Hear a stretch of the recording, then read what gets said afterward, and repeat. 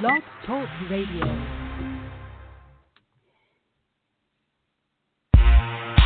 Welcome to the War Room. We got Dev, Kill, Jimmy, PJ, B. Austin, the Hot Block Commander. How you want it in a 1 or 2 hour show to keep the brain running with the premise to talk sports on a national level. Bold with the topic, sorta like the rebels. When it's game time, they like the Fab Five during prime time. Sports conglomerates speak their minds a little bit. For sports medicine and sports veterans and greats. The 4th and 26th, so the war in Kuwait. It's the War Room with 5 nights at the round table. 5 Philly guys, diversified and educated.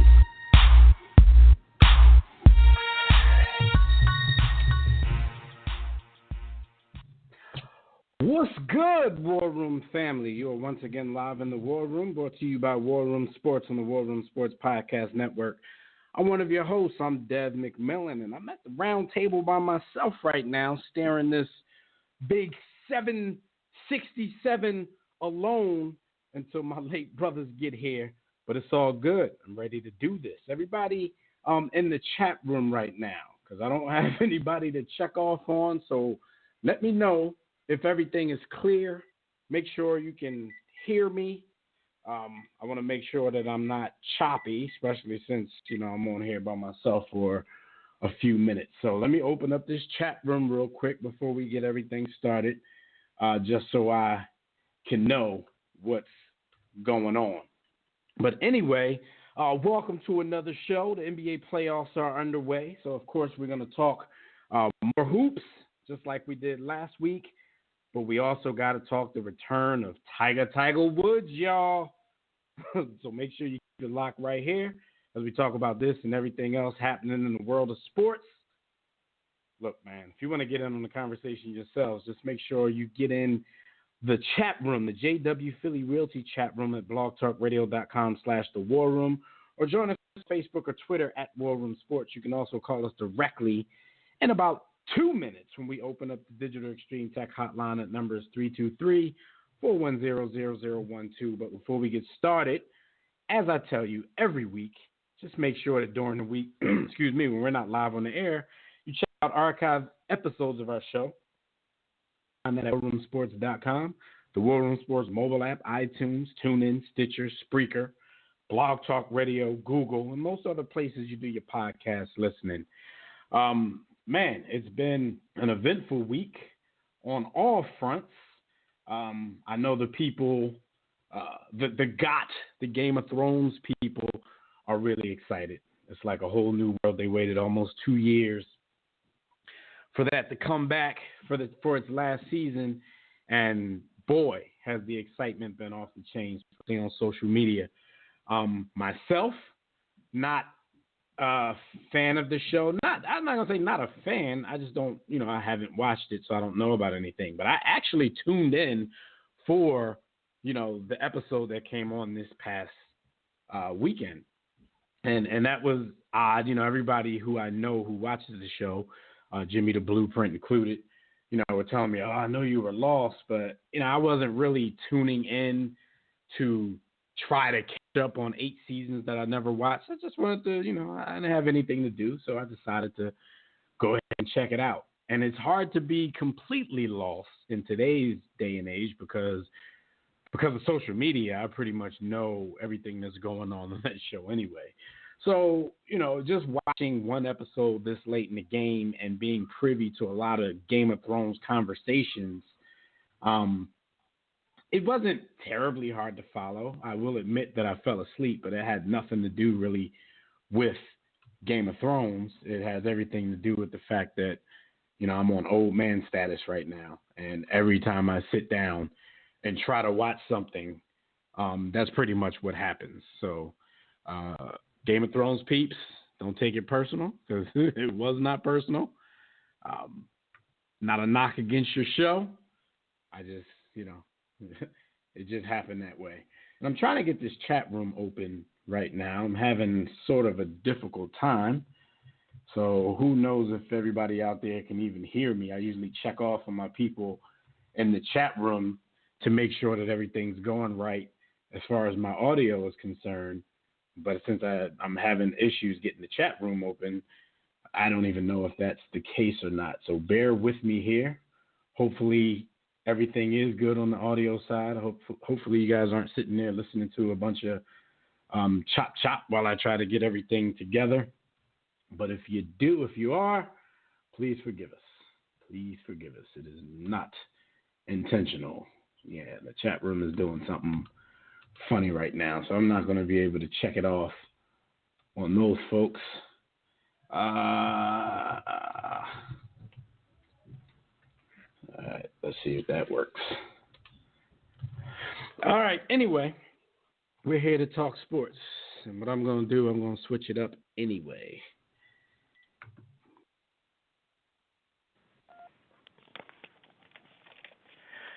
Yeah, I'm going to switch it up anyway just to make sure you guys can hear everything that's going on here. And hot topics today, as usual, are brought to you by MyBookie. Let's talk real quick about how much money you can make betting on sports at MyBookie. Man, if you're lucky, you could have won that $1.2 million that the guy won betting on Tiger Woods, y'all, this past weekend for the Masters. But I don't know if y'all got that kind of. He bet $85,000 for a $1.2 million winning. But look, the NBA and NHL seasons are now in playoff mode, so if you still haven't checked out MyBookie, this is a great time for you to go ahead and do that. Just make sure you lay down some dough on the biggest games in sports. Join us and thousands of other online players placing bets at mybookie.ag. You guys tired of getting a runaround from other services when it's time for a payout? That's why we urge you to join MyBookie. You win, they pay, no hassles. You wasting your time betting anywhere else. They even have in-game live betting, so you can place wagers after the game start. So join now, and MyBookie will match your first deposit with a 100% bonus. 100%. Just use promo code WARROOM to activate this offer. Visit mybookie.ag today. Play, win, get paid, period. What's the dealie, B. Austin? B. Austin in the house. All right, so my brother. No doubt, man. Look, the big cat back in the driver's seat, man. Tiger Woods wins the Masters this past weekend. This is his first major championship in 11 years, following all the personal problems that he had, the physical problems that he had. This is his first Masters in 14 years. But altogether, this is his 15th major championship and his 5th Masters win. He's sitting currently 3 major championships behind the great Jack Nicklaus. Yo, we talked about this for years as this whole thing broke down. Like, we were privy to everything that was going on. What were your thoughts? Because I don't remember. We talked about it a lot. I don't remember. I think, were you one of the people that thought he was never going to win again? Of course, absolutely. I still can't believe. I mean, listen, this is a part of, I can speak for myself, probably you as well. This, to me, is what sports is about. I mean, it's in a way, it's about what the human experience is about. You can look at it secularly. You can look at it from a sports perspective. You can look at it from a biblical perspective. Whether you're talking about David and Goliath, the story of the prodigal son, whether you're talking about Jamal Crawford going for 51 at 50 years old, Tiger Woods comes back after 11 years. And listen, when you hear about the number of injuries, first of all, how you get that injured playing golf, I have no idea. But the number of injuries that he has had to battle. Well, it's obvious that Tiger played more than golf. So he played too. Pull a couple muscles in his favorite pastime. Sadomasochism. I'm so happy. The only thing that would make me happier than this would be if he did a Russell Wilson. You get it, bars. But I mean, I can't. Yo, salute to him, man. It's amazing. And the other thing that really is a testament to how far he's come as a human being. You remember when Tiger, they used to get after him because he would make so much noise cursing and being obstinate and belligerent on the course? They said this win, nothing but silence. When the reporters came to him, tears in the eyes and a hug for his dad, and that was it. Like, yo, the dude has gone through so much to get back to here, and even getting here is different than the here he was, where he was at 11 years ago. So I can't help but feel like, I'm happy for the dude, man, and that's enough of a blunking for me. But man, salute to Tiger. I never thought I'd see the day that you would be back on top. I never thought I'd see the day where I'd be rooting for you. But I can't, man. This goes up there with the 81, dog. Yeah, everybody. And let me know what my audio is doing, because I'm switching back and forth. Good. That's why I asked, because I thought I remembered us having some arguments when we were talking about this whole thing. My whole thing was, as good as he was, back in his prime, I was just figuring there's too many golf tournaments. It's just that the odds are with him, to at least win. Like when people say he wouldn't win another one ever, I'm like, come on, he gonna at least win one more. And I'm still rooting for him to go ahead and win 4 more. Now that I pretty much don't see happening. I would love to see him win 4 more and just surpass Jack altogether, because he's in the argument of whether or not he's the greatest golfer who's ever lived. But there's some straight up numbers people, and they're going to be like 18 is better than 15, 18 is better than 60, 18 is better than 70. So, I need him to go ahead and win that. And for me, it's no longer even about whether or not Tiger Woods is black, because shout out to Skyview in the chat room. He was like, after the Kablasian nonsense, I could care absolutely less about anything that Ninja has to say or do. How your daddy going to be named Earl and you try to disqualify your blackness. And I feel that. I feel that. For me, and I guarantee it used to be 100% about that. And knowing, the way that I wouldn't say he straight out tried to duck his blackness, but he got to a point where he was tired of the media calling him a black golfer. And I'm like, hey, that's what you are in a white man's game. Like, live with it. But he didn't want to live with it. So for me, it's no longer about that. It's more so be for the fact that, like, I would have never given golf a half a second of my life if it weren't for Tiger Woods. So I was like, I started off rooting for the dude. I'm not going to disown him, and his whole troubled past that got, everything started, like, wasn't a black chick in sight, but it's all good because Tiger was being 100% man. He was being a player. So it's all good that there were no black chicks to be, to fall victim to his game. I'm cool with that. If that's what you want to do, go ahead and do that. But I'm rooting for him, man. But the story that you I'm definitely rooting. I'm definitely rooting for him. And for me, sports is that one place where the racial divide and the conversation about white supremacy exists 1,000,000%.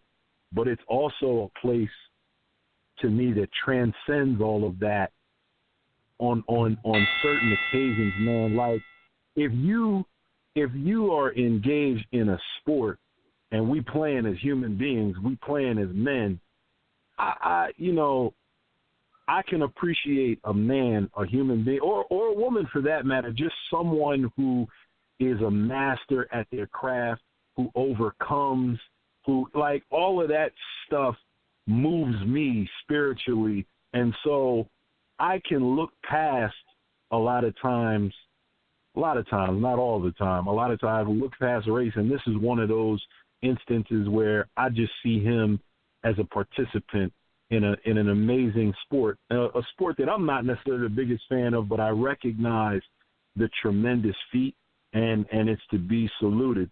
And as I said, Skyview, shout out to him if he goes the way of Russell Wilson, then I'll start wearing Tiger T-shirts. But I don't, some of our listeners won't get it, and I'm not here to explain. Speed up so I don't have to slow down, and you'll get it. But, man, salute to him, man. It's an amazing comeback. I, too, don't feel like he'll get him, man. Jack Salute to Earl, man. Salute to Earl. Salute to Earl. Earl push for this, man. Earl, only Earl I recognize is JR. And Boykin. And I didn't even get to, because I'm not gonna front. It's definitely a Tiger bandwagon thing. Had I been home and heard that Tiger was in the lead, in the final day and had on his red shirt and he was getting it in, I would have turned to it and watched it out. Watched it play out. But I happened to be at the time at a 8U baseball game, so we heard the news, and all the black people in the crowd were like excited, like, yeah, Tiger got another one, and then we all stopped, and damn near at the same time was like, even though that dude don't mess with us like that, like, so we acknowledge it. Like, we got real hype for a minute, and then all just stopped being excited. Then we're like, even though I almost passed out. Almost passed out, yo. Yeah, because we literally was like little kids jumping up and down, and then stopped. Like, wait a minute, like, boy, don't mess with us like that. Oh my God.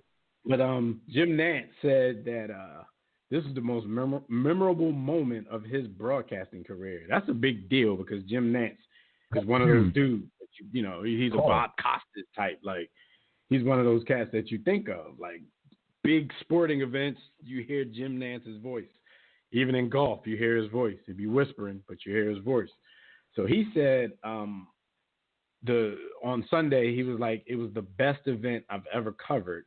He said it's been 48 hours since it ended. This was, of course, 2 days afterwards. And he said, I say it's going to feel about the same 10 years from now.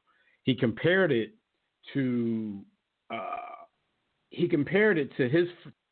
Tiger's first major championship he compared this, which was, as we all know, Tiger's first major championships since 2008. He compared it to Jack Nicklaus's 1986 victory.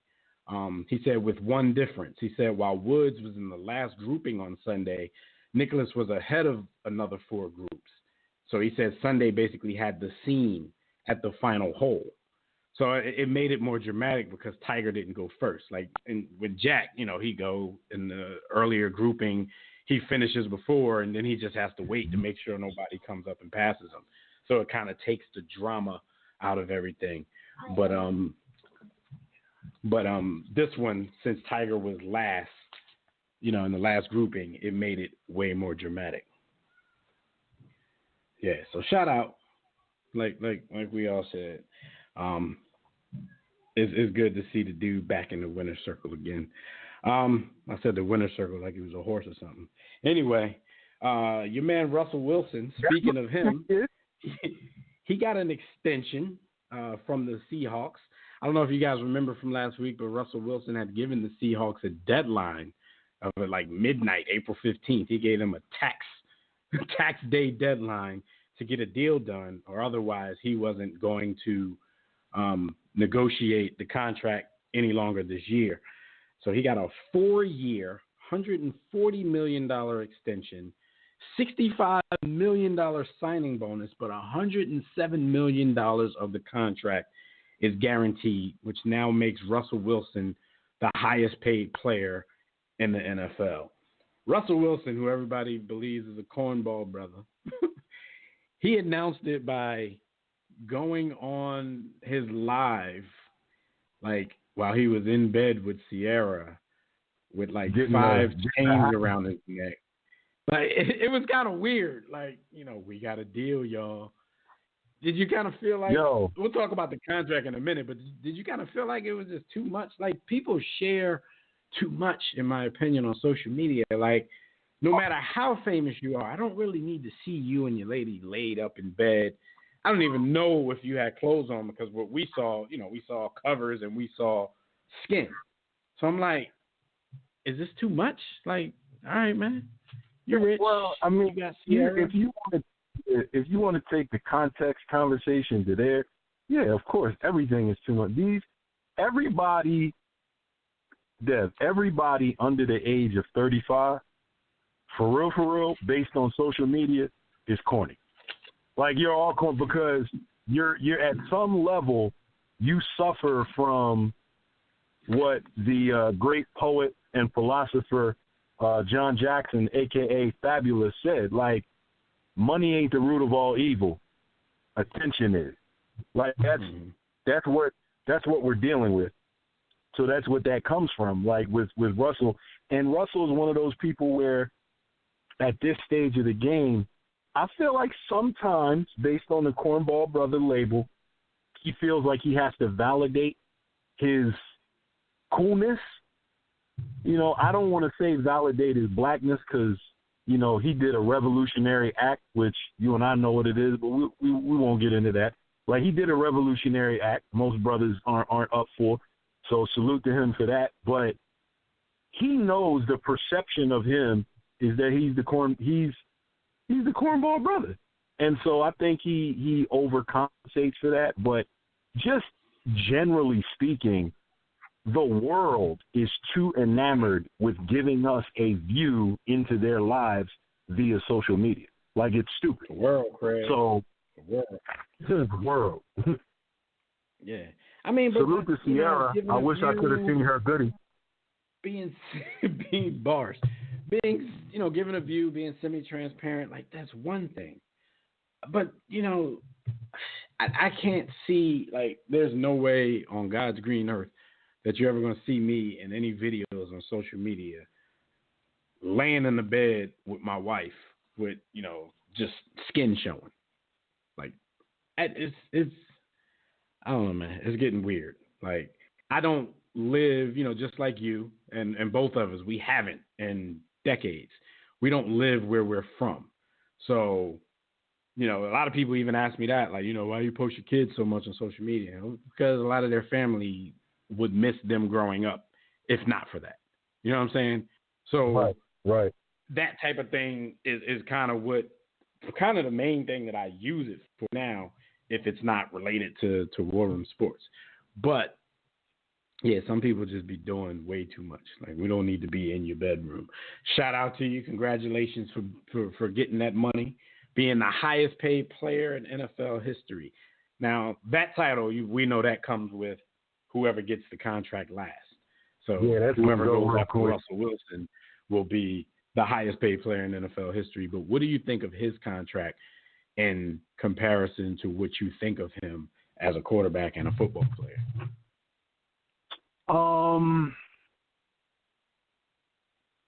It's an interesting question. I think that Russell Wilson is borderline elite, and it doesn't show in all the numbers. But he's more than just a running quarterback, a game manager, as some people try and make it out. Like, his efficiency is crazy. Now, is he a pure passer of the football? No, but we live in a day and time and age where you can get it done as a pure passer, but you can also get it done as a Russell Wilson type of player. And so I think for the lane that he occupies, he's relatively he's borderline elite. So I'm okay with the number on the contract, because comparing guys in his lane, I think he's been way more instrumental in victories and winning than other guys that may put up, you know, huge numbers. Like, compare him to a Matthew Stafford. Matthew Stafford is not a bad quarterback. In fact, he's elite arm talent, but he's not the performer. He's not the clutch performer that Russell Wilson is. You know, and then you're looking at other guys. You know, when Sam Bradford can get $21 million a year, then why not Russell Wilson? You know, that's kind of my take. Right. But for me, and last season, the dude had 35 touchdown passes. He had 34 the year before.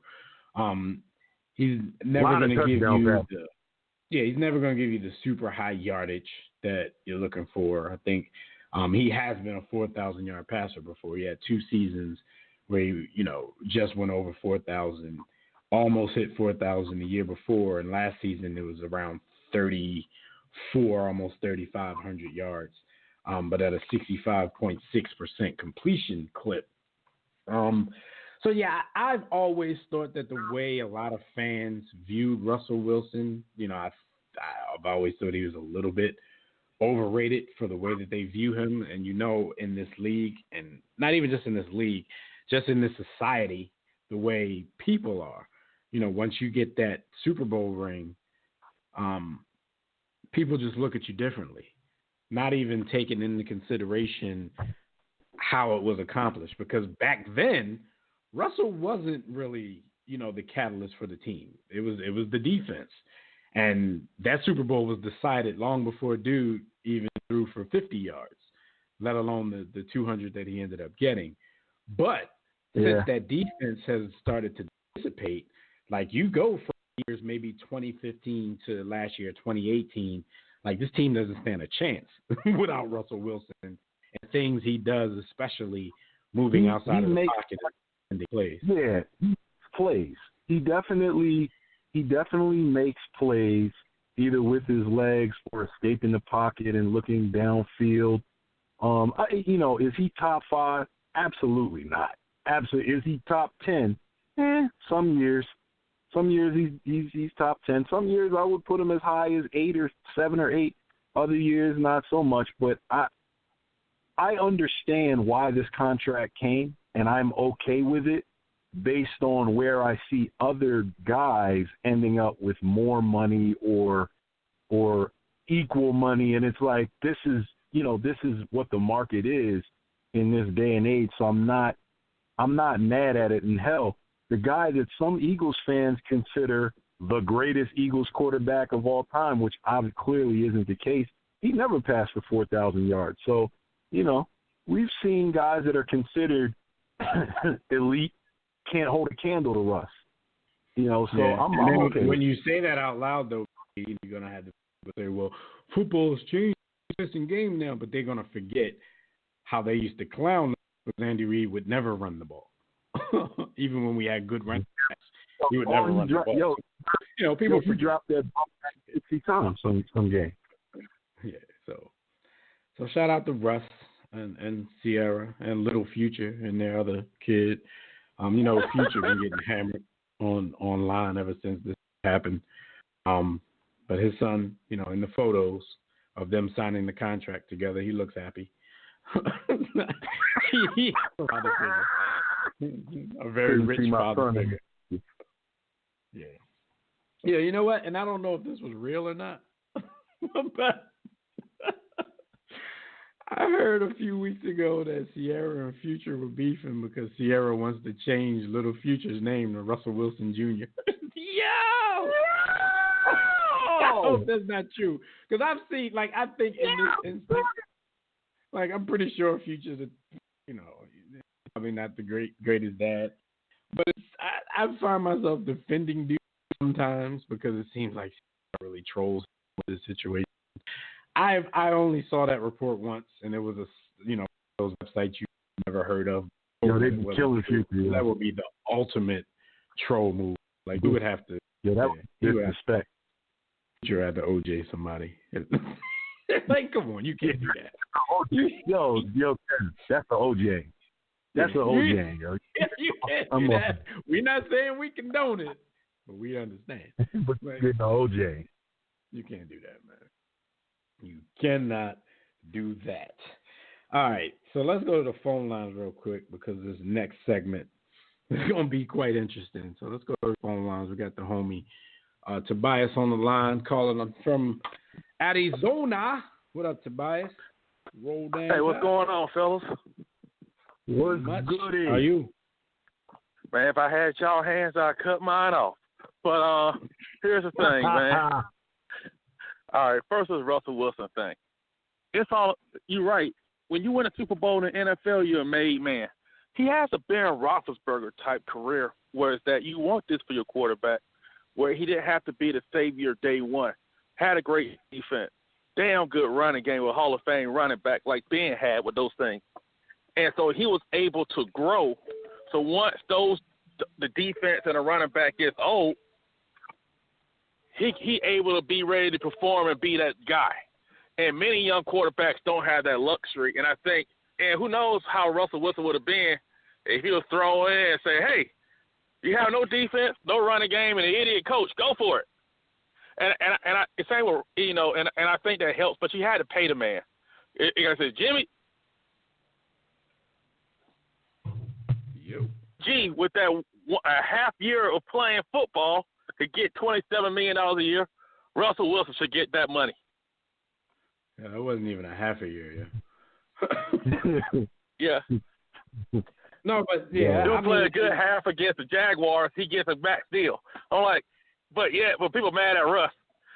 Ben Roethlisberger is a great comparison though, because they did kind of come in under the same circumstances where a defense kind of carried them to their first title, but they were able to learn, you know, and grow in the position enough so when that defense was no longer tough like that, you kind of assumed the role of leadership and, you know, the person to kind of lead and carry the team. Roethlisberger, of course, over the course of his career has had way more help, in my opinion, than Russ Wilson had or has on the offensive end. So, yeah, I mean, I'm not mad at his back. Over the last 3 years, all they do is just pick the fattest people in Seattle to go play line for him. Them dudes ain't real football players. He be running for his life. Skyview said defensive ends have figured out that reverse spin. It's a wrap for that. Yeah, and you know, and like in Dallas, for example, team-friendly deal. And my saying is they should have given Dak a new deal after that first year, before just in case, you know. And so they're in a pickle. But people tell me he should take less money. They do. I don't think Dak's that good at all. But guess what? Take every dime you can get. If you can't sign those offensive linemen, that's their problem.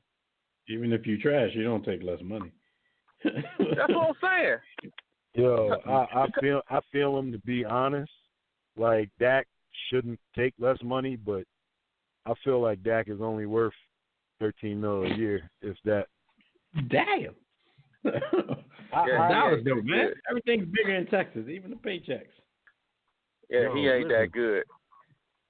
Yeah, he ain't that good, fella. I hope for my Eagles' sake that they give Dak $35 million a year. I need them to eat up as much of that cap space as possible, Dev. We should be rooting for them to give Dak $40 million. $40 million. I need, eat up all that cap space. Do it. And every day as a rival fan, every day that Jason Garrett remains employed is a great day for us. Like, because it still got to pay Zeke, Amari Cooper. I know DeMarcus Lawrence got like 20-something million. There's all these young players they got to get paid too. So it's a salary cap league, but damn worry about what the team. You got to worry about your own contract first, because everybody else worried about theirs too. Because I'll say this. Why everybody telling the quarterback to take less money? How about the offensive lineman, the D tackle, the long snapper take less money? No one tell. It's like we always want to tell the players to take less money, but no one tells the owner to pay people more, anything like that. It's just crazy how they twist that narrative. Yeah, no doubt. So, what's your thoughts, real quick, on the NBA playoffs? Well, that's all I got to say about this. I was looking for the Chicago Bulls. I couldn't find them. I think the thing is that because it's more than pundits want to let on. Iguodala and Sean Livingston are at the end of the rope, and those two are so valuable. And they still talking about Andrew Bogut like this was 2014 over here, Andrew Bogut. They do be acting like Andrew Bogut's going to save us. We got Andrew Bogut. I'm like, bruh. Because here's the thing.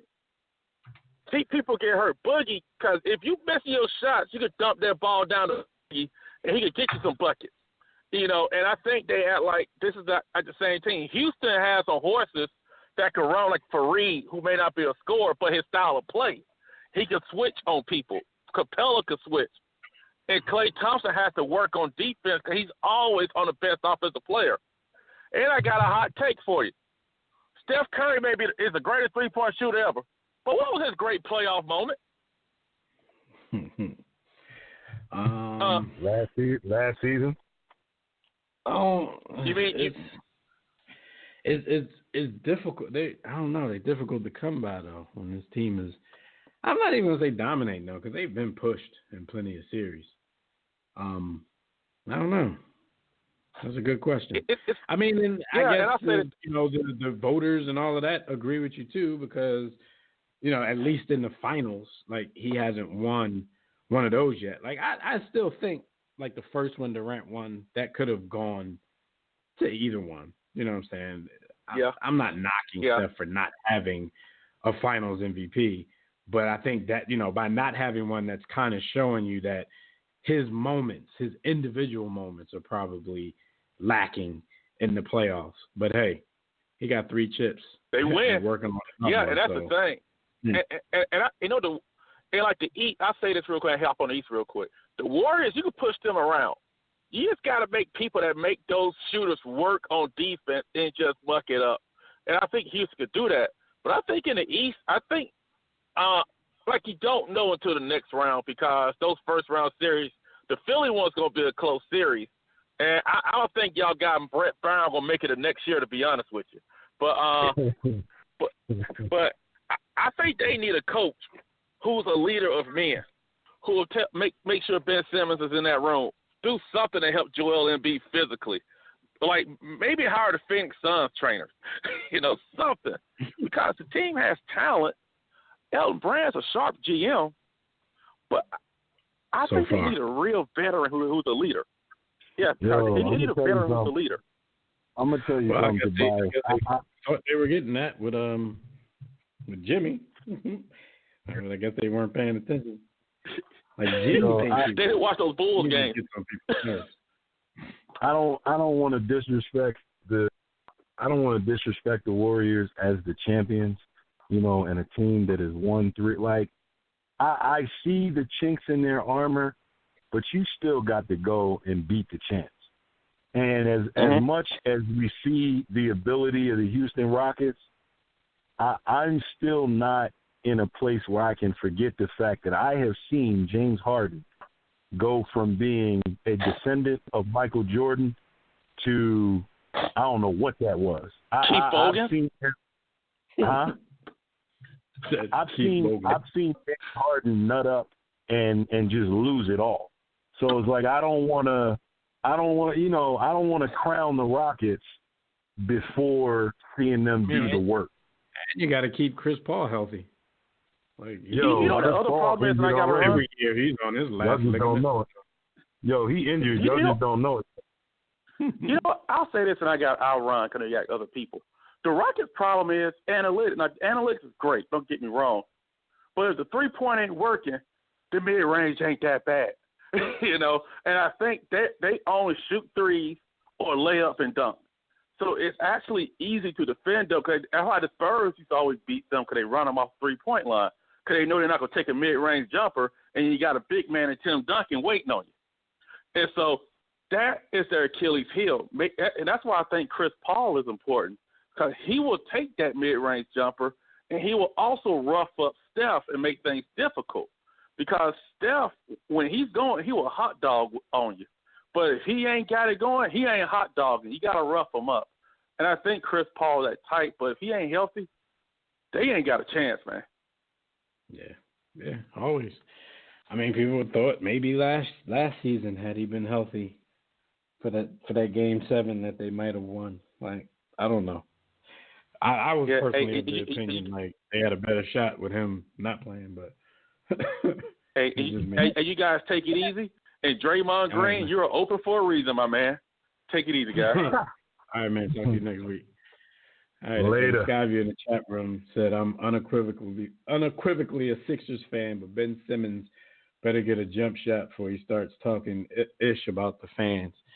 Man, if y'all don't come up with something new, like that is such low-hanging fruit. Every time somebody wants to say anything about Ben Simmons, he ain't got a jump shot. Okay, and he's still out here getting 20-point triple-doubles. Like, you know what? And I talked about it today, B. You know what it seems like with the Sixers and the pundits, the talking heads, even the fans. Do you realize two seasons ago and beyond, like 2 seasons to the last 6 seasons, the 76ers were the laughing stock of the NBA. I know. I've been in some of those games. So, Joel comes like 2 seasons ago, plays a half a season, shows flashes, shows some promise, but they still stink. They're still a laughing stock in the NBA. Enters Ben Simmons, his first year playing. And I'm not putting it all on him because that's ridiculous. It's a team game. Him, along with the health of Joel Embiid, they were already rolling and then made some late season additions with the shooters and all that kind of stuff. Like, these dudes win 52 games last season in his first season as an NBA player. People judge the Sixers because, and even they're complaining, I think it's a compliment to guys like Ben Simmons and Joel Embiid because people are already judging them as if they're year vets. People are already losing. Like 2 seasons ago, we weren't the laughing stock of the NBA. 2 seasons in, and the playoffs aren't even over yet. But let somebody lose a game. They lost game 1, so the bottom falling out. But people talk about, especially Ben Simmons, as if he's been in the league for like 8 years. Yeah. Newsflash, everybody. Some of the greatest players of all time in their second season wasn't on their second 50-win season. A lot of these dudes were scratching and clawing to try to get 30 to 35 wins. LeBron James didn't make the playoffs until his 3rd season. Kobe Bryant didn't get off the damn bench until his 3rd season. Like, Michael Jordan was getting his butt whooped easily in the playoffs in his first few seasons. Like, they in 1 year, they went from the laughing stock to 52 wins and a second-round exit to, the Boston Celtics. 3rd season, they grab a couple more people, and people are, like, they're judging these dudes like they're 6 and 7 year veterans. I don't know. I just don't think, because somebody told me earlier, like, well, they grabbed Tobias and Jimmy, so, everything was right now. Okay, Elton Brand might be thinking, yeah, it's right now. We need to make a run at this. But that's complimentary to dudes like Ben Simmons and Joel Embiid. You're asking a 22-year-old. You know what I'm saying? Of course, low-hanging fruit. Ben Simmons don't have a jump shot. Okay. But there's 80 million other things that are done on a basketball court. And he does most of them very well. And he's one of those rare talents, hard to find. But people are just so, they so want to hang on the low-hanging branches. He don't have a jump shot. Okay, but why can't they stop him? Why did he almost average a triple-double, for the entire season? Okay. Mm-hmm. And he works on it. He's just one of those cats like, He's not on his Doc Bay. He's not practicing his weaknesses in games. And it's taken a little longer than a lot of people want it to take. But, I've been to plenty of games. Before the games, and shoot-arounds, workouts, he shoots threes all the time. And he makes a good number of them. But if you're not confident with it yet, yeah, why go in the game shooting a bunch of stuff that you can't shoot? You can't win with the fans that way either, because then they're going to be like, why the hell do you keep shooting? Why are you breaking all these threes? So, you cannot please everybody, but the team has been successful in this short period of time with him having that one deficiency. You know what I'm saying? But yeah, I'm all to talk about, man. I don't know. I'm gonna go in another direction. I hear you, and with fans, you can't win for losing, right? So if he shot a lot of them, they would be, bitching about him missing. He doesn't shoot, they bitching about him not shooting. But from my perspective, if you're getting paid millions of dollars, man, at the very least, man, get you a 14-footer, man. Get you a 15-footer. Like I've always been very But critical. it's not that I'm not there with you. I'm the same way. Get you this, get you that. But at the same time, it's not like because he doesn't have it yet that he's useless on the floor. Yo, the dude was rookie of the year last season. Listen, but he's rookie of the year last season, made the All-Star team this season, and people are like, man, the Sixers need to get rid of Ben Simmons. Like, yo, we were really entertaining trade. Yeah, we really were entertaining people talking about you should trade Ben Simmons for somebody said today, and shout out to the chat, the World's First Game Time chat. Somebody was saying they were talking to somebody who said trade Ben Simmons for Booker. I'm like, first of all, this is not NBA Live 95. You can't just bring up names. Booker is making like damn near. Booker has a max contract. Ben Simmons is on a rookie contract. Now, if you're going to give up everything that he does just for somebody that can shoot, that's on a max contract, doesn't play a lick of D, first of all, you can't make that trade work anyway because of the salaries. And that tells you, like, everybody wants to be an expert, but then they're just throwing dumb stuff around. Somebody else said trade Ben Simmons for Kemba Walker. First of all, Kemba Walker is a free agent. So unless they're deciding to do some kind of sign and trade, you can't trade Ben Simmons for Kemba Walker. Like, come on, man. That's Devin Booker. Jimmy's naming names. Jimmy naming now. I'm going to name names. But, yeah, it's I don't know, man. Just people just say weird things, man, but everybody's an expert. For everything you say about Ben Simmons, what he does and the one thing he can't, Devin Booker is almost the exact opposite. Like, he doesn't do anything but score. But he can shoot. I ain't got a problem with scoring, but just to call it what it is, dude don't rebound, he don't defend, he don't pass. He dribble a little bit, but he is smile and shoot about just shoot. He smile and shoot. And I'm not against Devin Booker. He's cool. Like, he's cool. Yeah. Like I'm all for a gun.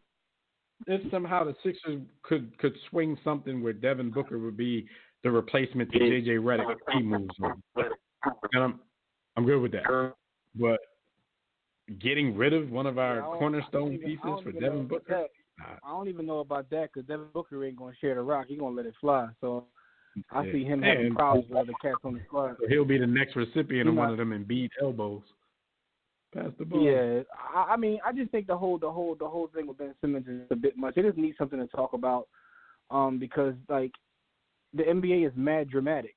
So every team gets its turn. They have to just be over dramatic about whatever's going on. I mean, they're in the playoffs. They've won a game. 3 years ago, this team was like putrid, and you have a guy who won the Rookie of the Year. He's an All-Star. He's only in his second year, man.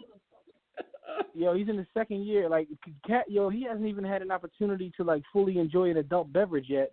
And Cat is talking about trading him, because like he does pretty much everything on the floor. Now he does have a weakness, which is his shot.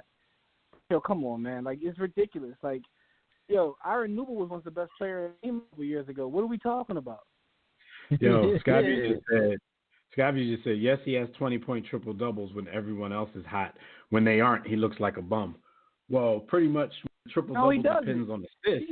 When the triple-doubles depend on assists, if you throw it to somebody and they're not hot and they miss the shots, then of but course, the whole idea of you're not going to have the same stat line. Like, do we not watch the defensive end of the basketball floor? That doesn't matter at all? all? Jimmy, we don't. We do not watch the defensive end of the basketball floor. You can tell by the way people talk. They don't watch the defensive end of the basketball floor. Because for his size, he's a very good defender. I'm not saying that, some of the best guards in the league ain't going to rip into him like they rip into everybody else, but he makes things hard, and he guards his position a lot of the time. That's asking a lot. Asking them to chase dudes around. What the Ben Simmons argument exposes to me is that people don't even understand the beauty of basketball because they want to simplify it, and they don't understand just him being on the floor. He makes things easier for everybody else. He's a matchup nightmare. He's a point guard. When he gets in the game and he posts someone up, they have to swing a double team so everyone gets open shots.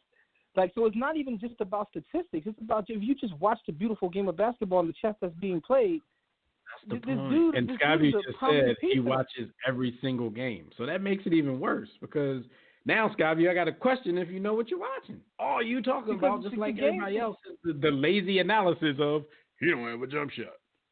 Like, Like come it's on, man. easy. Like the game of basketball is literally like move chess. I was watching it last night, and I was just like, it was crazy when I was watching Utah and Houston. So, you know, just watching them trying to stop hard, different things they're trying defensively in terms of zone, and the way Houston spreads the floor and just makes the small plays. Like the nuance of the game is beautiful, but people just want to narrow it down to he can shoot, he can't shoot, he didn't make this. Like it's not. It's irritates me to the point where I don't even want to talk basketball because it's so much more than that. And he adds so much to the team. It's the reason he was the number one pick. He's rookie of the year. He's an all-star.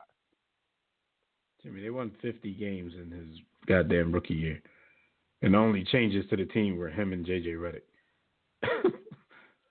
Come on, man. Like, it's ridiculous. It's really ridiculous that we even have to have this conversation because 3 years ago, this, like, yo, are we – never mind, man. Go ahead, beloved. All right. Well, the stat of the week.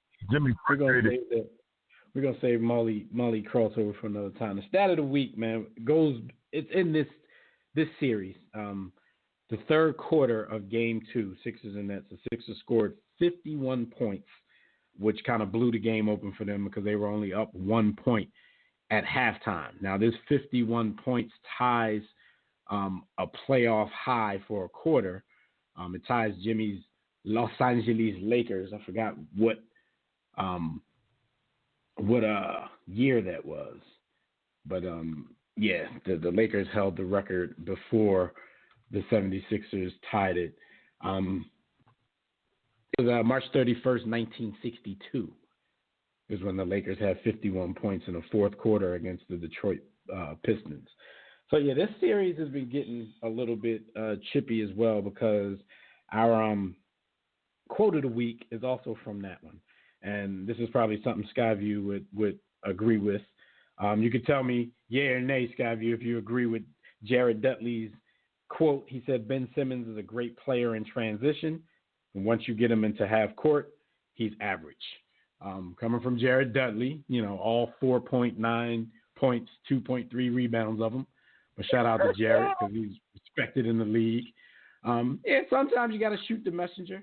And a lot of people actually agreed with this sentiment. But this is another thing it's definitely opinion-based. It's not factual because, of course, I went and looked it up, and 80% of Ben Simmons' points comes in a half-court set. So, 20% in transition, that's good. That shows that you are elite in transition. But to say that he's average – okay, he might not be in the half court what he is, but that's another thing. Like, if you say that, then you definitely have, Jared Dudley need to get in the film room a little bit more. Because this dude makes things happen. I'm not saying he doesn't have Of course, you got the J thing. I think he picks the ball up a little too much, but he can do that at 6'10" and not get in the same trouble that, a 6-foot point guard would, because as soon as they pick it up, the defense is swarming and turnovers might happen. Go ahead, Jim. My bad. First of all, as you pointed out to me earlier, that's just statistically inaccurate. So it's a flat-out lie. When a guy only scores 20% of his points on a fast break. Second of all, you're Dudley. And the fact that you said this ruined the other quarter that I thought was going to be the quarter of the week, which is I'm Kevin Durant. So I'm mad at him for ruining the quarter of the week. But, you're Jared Dudley. Go back to that again. And you're wrong. You're just flat out wrong. I also want to point something else out. 62 Lakers team, that's when Elgin Baylor was in his prime. And Elgin Baylor averaged 38, 19, and 5 that season. God. 51 points is a lot in a quarter. And this apparently before he became a dude with a dry Jerry curl, but that's either here nor there. and Kev's still pleading his case. Bruh, I play point guard. You cannot be disrespected like that. This guy has to have a jumper. Okay, we get it, Kev. He has to have a jumper. but he's been in the league for 2 seasons. And the Sixers have won 50-plus games in both of those seasons. So since you've been a Sixers fan since 1776 that you keep telling us, tell me the last time the Sixers had a 50-win season. And they just came off 2 of them. We can't do anything as Sixers fans but complain about it. This is what we do. I've seen Rondo win a title. I've seen Rondo win a title and make it to another title, and he still can't shoot to this day. So this whole thing, if you need this, and also give him a chance to develop. And I've seen Jason Kidd come in, not be able to shoot, and then by the time he finished, he was one of the most highest scoring 3-point shooters in the game. That's a great point about Rondo. And he didn't have a J in his second or third season. Jason Kidd to save his life. I saw Rondo take over a game with no J and score 45 in the playoffs with no J. So again, developed a formidable 3. Ain't nobody respecting Rondo's jump shot because you leave somebody open and they make it. What we're not even realizing here is Ben Simmons doesn't even take them. So like I said, I don't know him shoot. If he's going to shoot the open 3, he'll make one once in a while like Rondo does if he shoots it, but he's not even shooting it. Rayon Rondo cannot shoot better than anyone on the War Room Sports podcast. Yeah, I said it. He can see me about it if he needs to. No, he definitely can better than me. But all my bragging. It ain't nothing. Rondo had a lot of success in the league. Again, Jason Kidd, my other comparison point, the fact of the matter is he's in his game, and by the time he finished, he was one of the time leading 3-point shooters when he couldn't shoot to save his life in his first or second or even third season. Yeah, he's top 10. Until he got some Tony Braxton games, he didn't even care about shooting. So at the end of the day, man, all I'm saying is give this kid a chance, man. Like the overreaction is kind of crazy. Like 2 back-to-back 50-win seasons, and it's more complaints now than when the team was like going through the process. I was about to say when we didn't, but that's the thing, man. Philly fans, no matter where they live, no matter where they're from, we can't have nice things because we're gonna complain about what they can't do instead of. But you know what? It's praising and cheering on the things that people can do. It's the whole drama of the NBA. Like I watch these series, and it's masterful and it's beautiful for the NBA because there's always like a storyline that goes each series. So the Sixers win this series, whoever they play next, they're going to create something. I see why cats like Kyrie Irving and Kevin Durant and all that act the way they act towards the media because they literally create things. They bring things into existence by putting the energy out there. And the energy, Jimmy, is like one game at a time. Like the Sixers lose game 1. Oh my God, they're in trouble. Entire life. Brad didn't bring these guys for this. Yeah, people's entire life gets judged from game to game. It's crazy. Like I see when Shaq and Kobe talk, how they talk about how their stuff they had a little tension, but the media made it like East Coast West Coast beef. Like they literally just create this drama because let's face it, this is part of the reason people love sports. It's no more drama. Not drama on TV like it is in sports, and a lot of it is created. A lot of these like fake beefs, like stuff don't even be real, man. Like it's crazy to see, man. Like because when you think about the fact that this team, where this team was, and where they are now with just him walking on the floor, and we're talking about trading him, it's ridiculous, man. It's ridiculous. For Devin Booker, he ain't never won 19 games in his career in the season. Like, come on, man. The one-trick pony. But this is why I know for a fact people don't appreciate the beauty of the game. Not that they don't love the game. People love the game, but it's like, it's so much. This reason we call it this thing of ours. Basketball is so beautiful when you understand the nuances of the game. When you understand that. You basically saying, Jim, when you go deeper than the sensational parts of the game. Like when you watch a guy like Rudy Gobert who really can't play basketball but dominates games because of the what he brings to the table. I think that's impressive to me. Awesome. To be honest with you, that's one of the reasons why I like the huge Magic fan and even a Bird fan because they're the first guys I've seen dominate games without even having to score. When you can dominate a game without having to score, that's scary because that means if you ever become a deadly scorer, it's a wrap. Like, so I don't know, man. It just bothers me, man, because I appreciate this game because I see all the other stuff. Yeah. I'm telling you, I wouldn't be surprised. I wouldn't be surprised if he made the third team all defense this year. Our listeners are naming a whole bunch of gunning ass dudes that don't win. So they rather have a gunning ass dude that doesn't win because it looks more conventional than a guy that has, maybe uses a bow and arrow, but a bow and arrow is leading to wins. Booker gonna get you 50 while you're using about 30. All good. We got a bunch of people. We got a bunch of people, and this is no shot to nobody. But we got a bunch of people that would rather have Dominique Wilkins than Larry Bird. Oh yeah, I could be like Jimmy when I can name at least 20 names. I'm like, yeah. People tell me how much hoops they watch. I'm like, but are you really watching it? You're sitting there going ooh and ah because somebody can jump and somebody can shoot. Like, it's a whole lot more to win. Yeah, you might as well watch track and field. Y'all might as well watch track and field, man. We were gonna talk about. We weren't really gonna talk about it. We were just gonna throw shots at the fact that everybody gets excited when the NFL schedule. Never understood that. I don't know about you fellas. You got everybody out here predicting wins and losses for their teams, and the draft hasn't even happened yet. You don't even know who the hell's going to be on your team this year. The Cardinals out here making schedule release hype videos, like telling everybody that they're playing like the Cardinals are coming. Yo, nobody fears the Cardinals. Like, come on.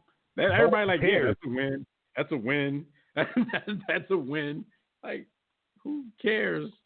So it's crazy. I mean, it just shows you once we get to this point in the offseason how much people miss football because the release of the schedule excites people.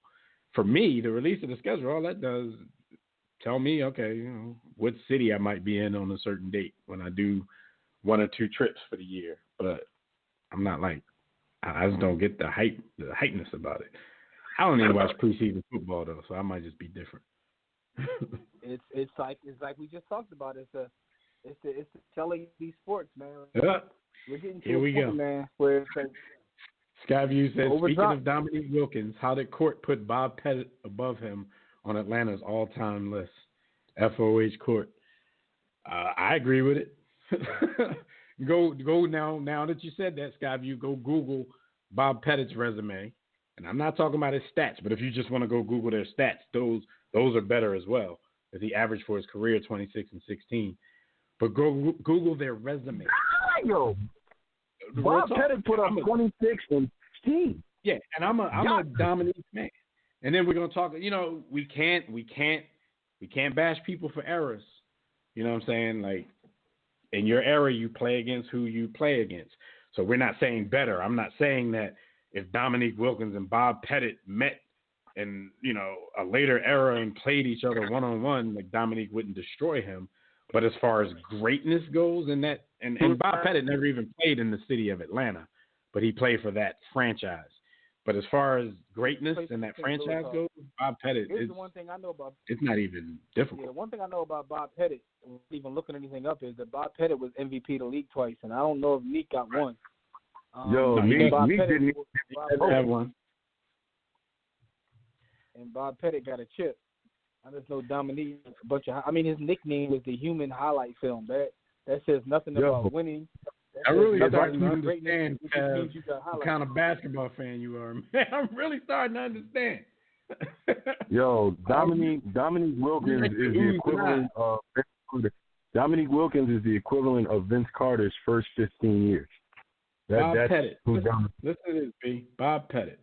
NBA champion 1958. Dominique can't say that. 2-time NBA most valuable player. Dominique can't say that. 11-time NBA All-Star. Neek can say that. 4-time NBA All-Star Game MVP. I'm sure Neek don't have 4 of those. 10 All-NBA first teams. He got 1 All-NBA second team. He was the NBA Rookie of the Year. He was a 2-time scoring champ. He was on the 25th 50th anniversary teams. Damn, Bob Pettit. College, he was a first-team All-American, and then he was a second-team All-American the year before that. He has 20,880 points, which is 26.4 points per game, 12,849 rebounds, which is 16.2 rebounds per game, and 2,369 assists, which is 3 a game. Nah, Kev. Listen, man. Dominique is my dude. Man, I'm gonna keep it a buck, man. I literally back in the day bought a Dominique jersey, and he was one of my favorite players, and I literally got a sticky finger by telling certain people that he was related to me. So I got all the appreciation in the world for Dominique Wilkins. But at the same time, though, I can say without the shadow of a doubt, Dominique was never even the best player at his position in his entire career. Oh, he was a 9-time All-Star. Dominique was a 9-time All-Star. He was All-NBA first team 1 time. He was second team 4 times. He was third team twice. He was on the rookie first team, didn't win Rookie of the Year. He was the scoring champion once. For all of the buckets Dominique got, he was scoring champion once. He won the dunk contest twice. That might put him over the top, huh, kid? And he was the EuroLeague champion in 1996. So he went over, as Jimmy would call it, the International Drew League. He went over there and got one. He was never the best in his position. That's it. Dominique. So Dominique's career average is 24. 24.8 points per game, which is great. 6.7 rebounds per game, which with that athleticism, probably should average more. And 2.5 assists per game. So when did he pass? There were some things. There were some things on that list that I didn't agree with, but Bob Pettit versus Dominique Wilkins wasn't one of them. And y'all know, Jimmy, you already know. I already had this conversation this week with somebody else, so I had that stuff. I just feel like Dominique was a great player, and I don't want to let it come off as we're slandering him because he was great, but I love Meek. That his fitness sometimes gets exaggerated because he was also caught up in a time where we're talking about. He played in the era where it was we had literally some of the best players whose skill set haven't been matched since. You're talking about and Jim, the tail end of. Go ahead. I was about to say he was also on that Atlanta team that Larry Bird gave 62, and the dudes on the bench were cheering when Larry Bird was making buckets. My man Nick out here getting embarrassed, and his homies on the bench is out there cheering Larry Bird on. That ain't never happened. That ain't happened to Bob Pettit. That ain't happened to Bob Pettit. Dominique should have punched all of them in their mouth. Like, listen, he came along with the end of like Doc, who's like legendary. Through a Magic, he played on like Magic and Bird's like heyday, Isaiah the Pistons and Jordan. You know what I mean? So he came along, and Barkley. He came along at a time where, like, you got some of literally the best players who ever played the game of basketball, and he still held his own. But he's a great player. But I think that when you talk about overall greatness and accomplishments, like if you actually look, he doesn't have the resume that some of these other cats have, and that's no disrespect because he is a southpaw. But it's just that he. All right, like so listen, there's the upper echelon. Definitely to this ish, but are we here saying that what Skyview is doing is basically comparing Gabrielle Union's husband to Paul Pierce? Are we doing one of those? Honestly, no, that's a good point. Like, but although to be honest with you, I do think disrespect my man Double P though. But I don't know if they were in 2 different echelons. To be honest with you though, think about it. Nick wasn't upper echelon. Nick was a bucket getter. Point blank. Period. Yeah, he was a bucket getter. He was not a winner. He did not get recognized. Like I used to fight for Neek myself. Like, Neek got cheated out of being on the Dream Team. As I get older, I still kind of hold to it, but I kind of it's a little looser of a grip because I'm like, damn, I probably because I was young, I was fooled by all the dunking and all the excitement and just assumed that Neek should be on that team. Here's the thing. Career-wise is not better than Scottie Pippen, but at that time, I think Jordan got Pippen on that team. He probably should have been. That's a great point. You know, that's a great point. That's a great point because he's not a better basketball player than Scottie Pippen. That's one. For two, It is the highlight thing. And the only thing I can say Nick was robbed of, he beat Mike that one slam dunk contest, and they gave Mike a 50 because they was in Chicago. Beat him that. But what I can say is when you Nick, this kind of goes. But Nick kept doing he kept doing the same dunk, Jim. One hand windmill to the two hand windmill. Like, all right, Nick, we know it's nice, but we know. But though, they gassed Mike up. First of all, Mike didn't jump from the foul line, and there was so much gas after that. That joint wasn't. Anyway, listen though. What I can say is this. They gassed all them cats though. Doc ain't either. But Nick was damn near breaking the rim like with every dunk that. But I was getting back to is the whole thing. That's a great point because it's kind of what we're talking about. Scotty did everything else better than him. Like Scotty was a way better defender. Scotty probably is the best wing. Scotty probably is the best wing defender I've seen in the NBA, like ever. Scotty knew how to control the. Scotty knew how to control the pace of the game. Scotty was very clutch. Scotty has the single greatest dunk ever on someone. Like Scotty was a great player. It just wasn't like very flashy, but he did everything pretty well. And that's the thing. My argument to that, Jim, as a young boy, used to be like, oh, Nick averaged this, and Nick be doing this, and Scotty just played with Mike and this and that. But I probably was thinking with a narrow mind back then, and all I was thinking about was he don't score as much as Dominique. But even back then, even the young Scotty in 1992, like you said, he was doing everything else better than Nick because all Nick did was score the damn ball. I got one for you. Everything better rebounder. Nick or Paul Pierce? Pierce. Yeah, I might go Paul Pierce too. Man. I thought Jimmy was going to poop on him. Yeah. I mean, I'm not the biggest Paul Pierce fan. I'll be honest with you, I'm not the biggest Paul Pierce fan, but I feel like over the last couple of weeks, I feel like he got pooped on. Like, and everybody knows I'm not the biggest Paul Pierce fan at all. First of all, for being himself, you knew what he was going to say when you asked him. I don't feel like Paul Pierce is at that upper end. Yeah, they acting like Wade is Jordan and Paul Pierce is like Orlando Woolridge or somebody. So that's my thing. I think Paul Pierce is at the very top echelon, but he might be in the echelon right below that. So I would put him in the same echelon with like and even D Wade, and even the D Wade. To be honest, I don't think D Wade is at that very very top of the hill. I know that everybody was excited because man. I mean, because D Wade showed us what D Wade was the first time around, but it's like since then, D Wade wasn't better than AI. Now that's going to be disrespected. They're going to disrespect my man AI. D Wade wasn't better than AI. At that very top, is only a couple people that could breathe air at the very top, and it's a select list. And these are people that is like, it's brainless. Like that's where you got your Michael Jordans and your Kareems and your Wilt. Can't you just name one name? You didn't got to say their whole name. Like Paul Pierce still got to be called Paul Pierce. But Savio, we can have that argument about Pettit, but as soon as you say Nick was better than Larry Bird, man, I'm getting a flight out to Vegas, man. You out of your mind. You're at the box. The cast at the top is Jordan, is Wilt. You know what I'm saying? It's Kobe, Magic, Bird. Like, they only need one name. They only need one. Iverson. Yeah, there you go. Paul Pierce is still Paul Pierce. D Wade still Dwayne Wade. D Wade still is two name dude. Yeah, you gotta. It's a certain level, man. There's only certain people that can breathe that air, man. Russell. No, one name dude. To tell the truth, though,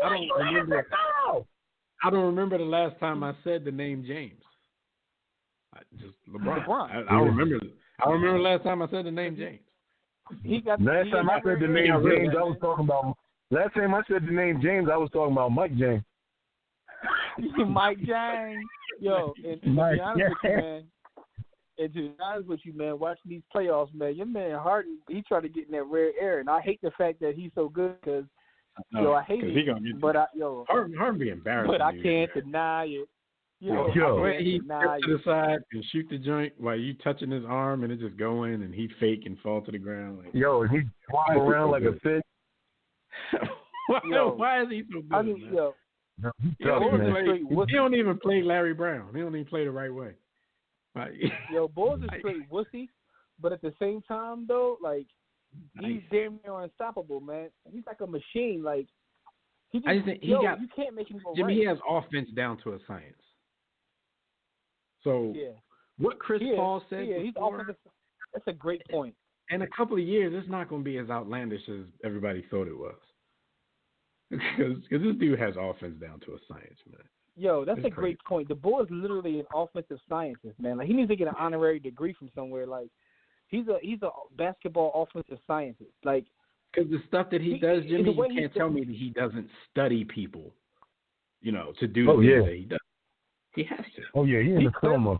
He clearly studied Ricky Rubio because he's taken into the shed. Like Rubio be right there with his hands up, but it don't matter except for that one time. I don't even know. But that's my point. I don't even know what they can do. Like, what are you supposed to do? Ran him out of bounds, man. Yo, they might as well quit. Like, what are you supposed to do? Yeah, because Spider can't match that. They're literally going to waste their time. At that point, you got to send the goons and just like try to hurt them. Hey. Anyway, y'all can check out our website, warroomsports.com. If you want to call in and speak with us about anything going on in the NBA playoffs, dial the Digital Extreme Tech hotline at numbers 323-410-0012. If you're already listening from your phone, just press 1 if you want to talk. Is that. What happened this week where everybody was on the Grizzly? While You Were on the Grind is brought to you by Sports the Book. Is basically the best sports book ever written. Go to sportsthebook.com or warroomsports.com. Please make sure you support Dig so you can learn some sports. But anyway, while you happen on the grind is past, let's jump right into it. More Benjamin Simmons. This story is crazy.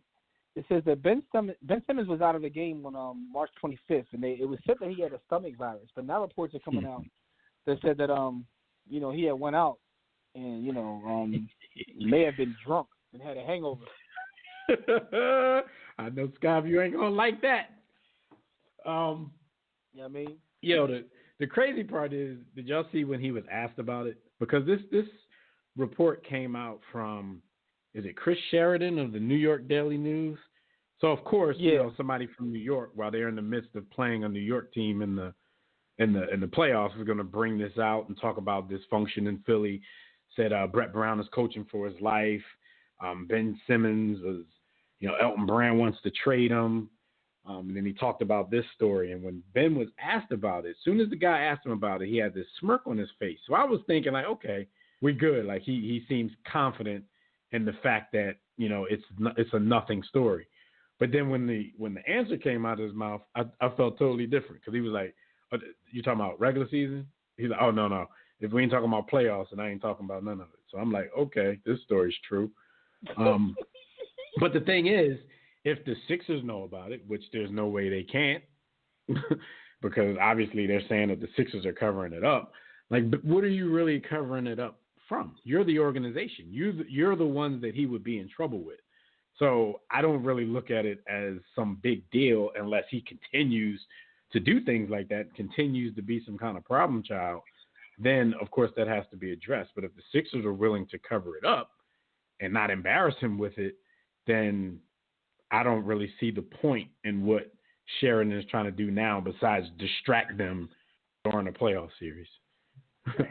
Not defending the ball because, I mean, at least MJ, had the gall to come out and ball while he was drunk and, got it labeled the flu game. So. I was getting ready to say this sounds like a regular Tuesday for AI, but See, but some guys can handle this, and some guys can't. AI. All right, so like everything I've said positive about Ben Simmons, now I'm pointing a little bit, right? Because what I think is, and it may not even be true because I've seen the same thing happen to Blake where people start to feel like you soft, so they treat you a certain way. I feel like people think they can get in his head. Even with the Jared Dudley comments, I don't even know if Jared Dudley believes that or Jared Dudley believes that he's the weak link mentally, so I can say things that get him distracted. The Lord can say these things to get him distracted, so time will tell. So I think there's like something going around the league, like, yo, you can get in Ben's head. What's going on here? Because if this happens, I don't even know if they know it. I just think they think, because he's light skinned. that you can do that. Yo, that's true too. Like Because Blake is light skinned too. I think it's Blake. I think you soft when you light skinned. Yeah. Hold on, let me. So that might be it. Yeah, that might be it. That might be it, yo. Anyway, man. So we'll see if anything else comes out of this story. It's crazy for the drop now. Another story that happened while you were on the grind, and B. Austin, I want to see what you would have done. A stranger from 2K that was dropped on a San Francisco street that belonged to Doc Rivers, and he returned it to him. You know, he saw Doc Rivers drop $2,000, gave him the $2,000 back. Would you have kept the bread or no? I need $2,000. My bad, Doc. I don't care if I didn't need $2,000. I found it on the street. It's mine. Even if it was attached, I didn't even see the story. Like, I don't know if it was attached to a wallet. You know, if it was in a wallet or something like that. You know, I returned the wallet. The wallet. But I didn't see in the story. I don't know if you gentlemen saw this. I looked for it, I couldn't find it. Did Doc give the boy anything in return? Like, you know, if somebody returned your wallet or something, you gotta like hook them up a little bit. Did Doc give me any bread? I gotta give him some. I'm looking for it now. And the next question is this: if you lose some bread and somebody returns it, like what's the standard? Like, you know, lookout you give them for looking out? Like, is it 10%? Is it 5%? Like, I mean, what's the standard? If you drop $1,000, somebody give you $1,000 back, would you give it? It depends on what I got going on in my life. Hook them up with something, perks of the gig, or next time somebody gave us some hockey tickets to War Room Sports, I give them some hockey tickets. Courtside. So no, he said, unbeknownst to me, I dropped about $2,000 on the floor. He said on the floor, but at first he said I was walking down the street. This is in San Francisco. He said kept walking, didn't know the guy. Oh, so it was right there. It was like the guy tapped me on my back and said, "That's your money." If I'm the guy, I would have stood over the money and just waited for him to walk farther and farther down the street before I bent down. Yeah. But on a serious note, that one is more understandable. You know what I'm saying? You're right there when it happens. You just tap the dude, yo, you drop something. I've done that. Yeah, if I see you drop it, if I see you drop it, I'm gonna give it back. Even if it's your wallet, I'm gonna send you your wallet back. But I just want to see. I want to know where street Doc Rivers is walking down later in San Francisco. Like, is he on like Hardy? He's gonna be dropping $2,000. He probably was out with Ben Simmons. Like, here's my thing, right? I'm gonna keep it a bean with y'all and the listeners, right? This will never happen to me in carry cash, because if it happened to carry cash, that means I'm engaging in something in the underworld. So with that being said, and Doc carrying cash, and they in San Francisco, never mind. Oh. He's going to Harvey Milk Club. Anyway, yo, listen. This is where Doc lying. Listen, this is where Doc lying. Said he didn't get the man's name or the chance to properly thank him. He said, I don't know a lot of places that would happen, but it happened today. So whoever that was, you could have had free tickets if you hadn't ran away. Like, why would you say that's your money and then book? Doc lying. Doc just ain't giving you. Doc was getting a Teddy money, and then you gonna haul at. Like, come on, Doc. Doc was getting a Teddy piece. Listen, I ain't saying nothing. No, I'm just saying, like, yo, he's in San Francisco. Doc was going to that new nightclub called Milk. Yo, boy ran, and yo, that story, man, something wrong with that story, man. Unless Doc really dropped like $3,000, boy gave him $2 back. Doc didn't know how much bread he had. That's why boy ran. Yeah. Or Doc might have been or he might not have been outside. Period. He might have been in a Robert Kraft situation. I'm just saying, man. Fishy. But in San Francisco, so it's a little different. Doc was getting a Frank Ocean. Yo, you drunk. yo. Anyway, man, let's move forward. Archibald from Sandy Archibald. It's for you. Toyota engineer. Let's talk about the Toyota. Toyota engineers, they have built a jump shooting robot. So everybody's gonna keep messing with AI until AI takes over. But they're trying to create AI that run rock now. That was so nice. But they built the jump shooting robot. You know what I'm saying? Maybe they can get it to work out with Ben Simmons. But what you guys think about robots now shooting jump shots? Or maybe Skyview might want to sign this robot over Ben Simmons. We just wheel him out, sit him on the court. Go place the ball in his hands. Let him knock down a couple of J's. Ben Simmons. I saw a video of this robot. They had him sitting back at like 40 feet. And, of course, he can't catch and shoot, so they got to go put the ball in his hand. He got the ball in his hand. The joint doesn't jump or anything like that. He's a robot, so his forearm's strong as hell. He was just flat foot, Dan Marley from 40 feet. Waka. Like they weren't hitting like just bottom of the net, like on some Steph type stuff, but they all were going in. So, the program works. It's not perfect, but it works. So they said Toyota Engineering Society's Q3 is a 6'3" humanoid robot, and they said it reportedly hits free throws with nearly 100% accuracy. They said it computes a 3-dimensional image where the basket is using sensors on its torso and adjusts motors inside its arm and knees to give the shot the right angle and propulsion for a swish. Yo, your favorite players about to get replaced. It's about to be a rock'em sock'em basketball league. How much money went into this R&D, and how is that going to improve the world? And why? I'm about to say why. Why? What are we doing here? The 3-point shooting contest? Like, all the problems of the world. That is a lot of money. Toyota, why couldn't Toyota invest in fixing the water in Flint? And anyway, because why? This is what fans like to see. Jump shot. This is cooler, Jim. This is cooler. I'm hitting jump shots. I'm just saying you want to have a robot that shoots jump shots while people out here drinking Dookie water. Come on. Yeah. Nipsey Hussle. The robot is water though. Maybe he can generate water for Flint. See what you did there. He got that water. Come on, man. Toyota, man. Y'all gotta do better, man. Toyota do better, man. And I'm a fan of Toyota. I drive a Toyota. Y'all Toyota, their cars last like 640 years. But now they bored because their cars last so long and the sales price down. So everybody driving Toyotas from the 80s. Like, what else we gonna do? They like, look, nobody coming in to buy Toyotas because they still driving the same ones from the 70s. I know what we can do with our time. We can make a robot that shoots jump shots, and they got funding. They put R&D behind that. Come on, man. FOH.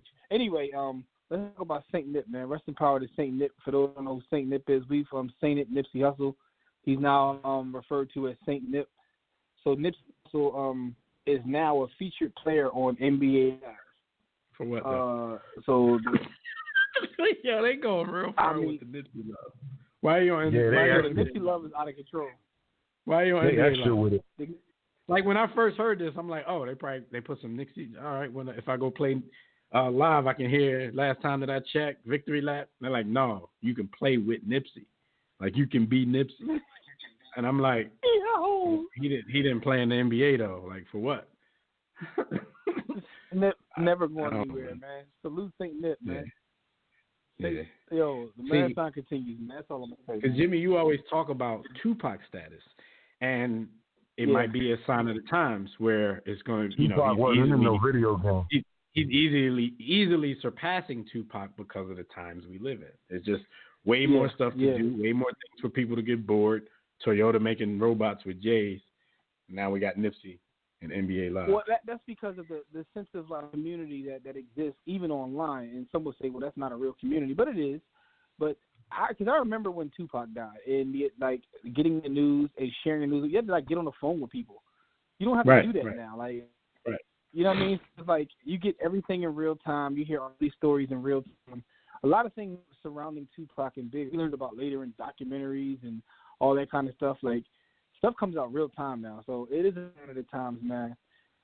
It's definitely a sign. A lot of people didn't find out Tupac got shot till the next day because that thing had to go through the grapevine. If you don't, where we were at the time, college students, we weren't sitting in the house watching the news. So nobody saw that. Nobody heard until the next day when that phone tree got to you. Yeah, right. Nipsey. We literally found out knew a minute and a half after he was shot that he was shot. Because people we was found there. out he was dead before he was dead. Right. That's how it is. I mean, like, it's crazy. Yeah. People like so rest in peace, Nip. They hadn't even pronounced him dead yet. But crazy, yo, people were literally on Twitter and IG like, yo, Nipsey just got shot like 30 seconds ago. Damn.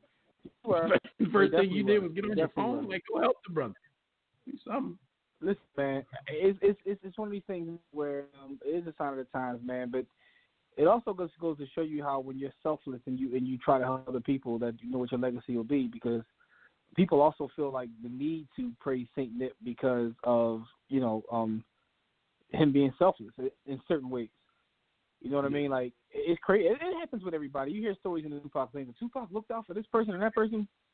That's what matters at the end of the day. So, salute Saint Nip. I know a lot of cats are going to run rock with him on. I wonder what his ratings look like. It's I 90. feel like the He's 90. He's one of the best players in the league. He's better than Ben Simmons.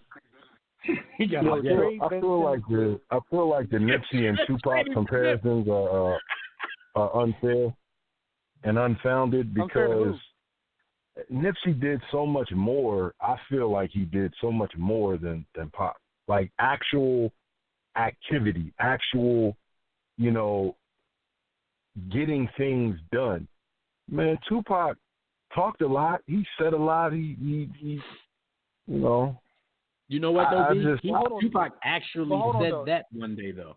Pac was like, yeah, because somebody asked him, like, what are you going to do? He's like, Pac was like, yo, I just, you know what I'm saying, the stuff that I say can wake people up to go do blah, blah, blah. So he kind of admitted that, like, yo, I'm just here to wake people up. Like, he wasn't out there to do the work. Right. He said, I'm going to spark his mind. But also, Pac, that's the crazy part about Pac. And that's not me defending him. I'm just saying, he said it.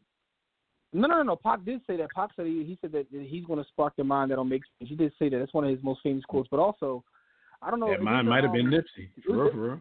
Might have sparked Nipsey. I mean, Pac actually, listen, man, Pac walks so Nipsey can run. That's absolutely true because he was inspired by Pac. But also, the thing about Pac, which is why a lot of the conspiracies happened, there was a phone conversation that was taped. It was him and I forgot the boy Monster Cody. He had a long phone conversation that was taped. And Pac, it's on YouTube. The people want to look it up. Look up Monster Cody phone conversation with Tupac, and he talks about these plans and everything he was getting ready to implement, which happened literally like a week or two before he died. And he talked about some of these things. That's what makes it crazy. And he had a whole plan about, like, listen, I'm meeting with these people. I'm getting them out. I'm setting up a little league football. Like, he had all kinds of things that he had planned. Sure ain't time for that. Sure be like, get your ass in the studio. You owe me 3 more albums. So then Anyway, if not, I'll bang you and just take all them songs that you was working on that you never put out. I get the comparison because the one thing that Pac had and Nip had was a love for their people, and that can't be denied. And that's why, like, people about them the way they do, because they openly talked about loving themselves and loving their people. And a lot of cats suffer from self-hate. But we're going way off in a tangent. It's NBA Live. Yeah. Forget what Jimmy talking about. Nip got game. He nice. Yeah. Salute Nip. Salute the Toyota robot, man. But Dev, give some birthday shout-outs real quick. No doubt. And the birthdays are not brought to you by anybody. So if you got a small company and you want to sponsor a segment on our show, hit us up. Just go to our website, warroomsports.com. All right. Birthday shout-outs. Michael Bradley of Villanova fame. He made it to the league, did nothing. He turns 40. Derrick Brooks, one of B. Austin's favorite middle linebackers of all time. He turns 46 years old. Another NFL linebacker, Wilbur Marshall, turns 55. One of the homies, Jimmy, from the 93 Phillies team that's beloved more than any team in the history of Philadelphia, even though they didn't even win the World Series. Jim Eisenreich is 58 years old. That makes me feel older than dirt. And one of our favorite people, one of our favorite things that we like to run, Nate Tiny Archibald. He turns Lover Archibald.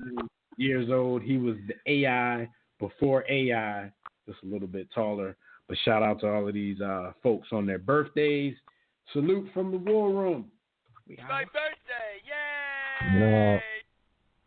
Now, running the Archibald, it's a little ironic that he turned 69. Because I wasn't really in there 69 with Archibald. I see what you did there. But I didn't even peep that. If you know, you know. If you know, you know. Yes, sir. Oh, yeah. Last time that I checked. So y'all can check out the website, warroomsports.com, if you want to call in and speak with us about any of these playoff series in the NBA that we're about to yap about. Dial us at the Digital Extreme Tech Hotline, 323-410-0012. Press 1 when prompted. If you're already listening from your phone, just press 1 if you want to talk. La Costa Nostra. It's time to talk about this thing of ours. And the NBA Wrap is brought to you by Digital Extreme Technologies. Do you or your business need a custom website? Well, here's what you do. And again, I said custom website.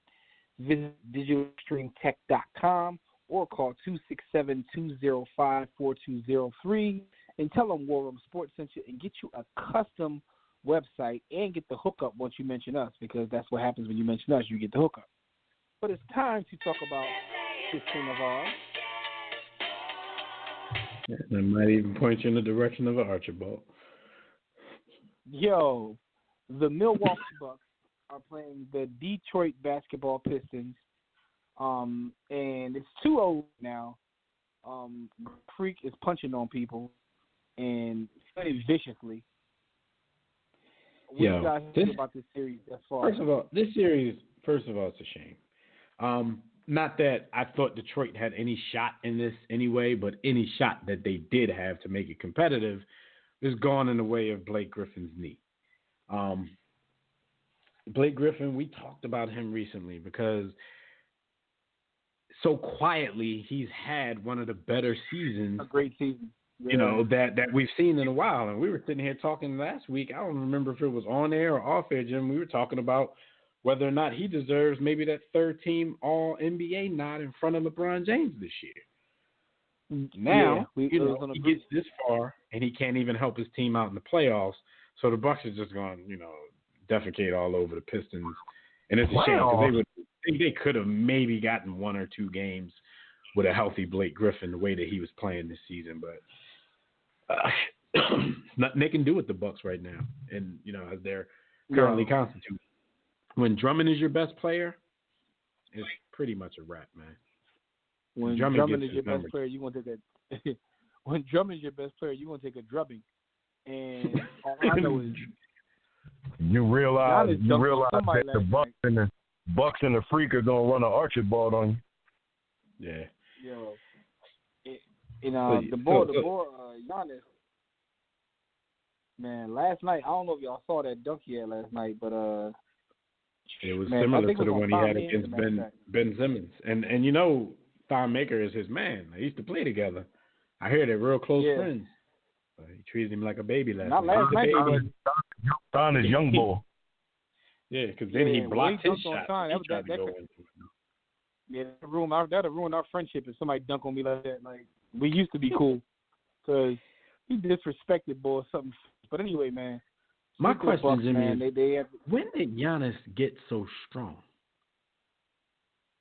Like, this dude really they said that's one of the things he kept working on is his strength, because if you look at his first couple of seasons, he was a beanpole. And, I mean, the one thing you can say about this kid is that he takes this craft serious. Like, hard work and dedication. He's one of these guys who comes back. He comes back every year better. He went to visit Mamba. He went to Mamba Land to watch some videos and cartoons and stuff. And he takes his craft serious. He went to visit Barry Bonds too, see if he had something in the stash. Yeah, but he's definitely strong. He just be posting cats up, and it's he takes 2 steps from half court and he's dunking on somebody. It's unreal.